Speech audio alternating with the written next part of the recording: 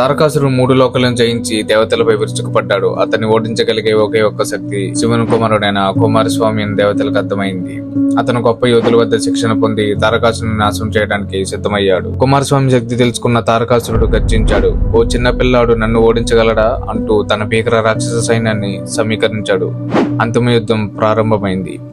ఆకాశం చీకటి మబ్బులతో కమ్ముకుంది. మినుగురులు మెరుస్తున్నాయి. భూమి కంపిస్తోంది. తారకాసురుని రాక్షస సైన్యం సునామీలా దూసుకొచ్చింది. కానీ కుమారస్వామి వేలు ఎత్తి నిలిచాడు. తారకాసురుడు కోపంతో కుమారస్వామిని ఎదిరించాడు. ఇద్దరి శక్తులు ఢీకొన్నాయి. పర్వతాలు నలిగిపోయాయి. యుద్ధం విశ్వాన్ని కదిలించింది. ఆ తరుణం విజయానికి సమయం వచ్చింది. కుమారస్వామి లోతుగా శ్వాస తీసుకొని తన వేలు విసిరాడు. దివ్య శక్తితో ప్రకాశిస్తూ తారకాసురుని గుండెను చీల్చింది. తారకాసురుడు భీకర అరుపులతో మంటల్లో కాలిపోయాడు. అతని రాజ్యం అంతమైపోయింది. కుమారస్వామిని దేవసేనాధిపతిగా విజయమండితుడయ్యాడు. విశ్వానికి మళ్లీ శాంతి చేకూరుకుంది.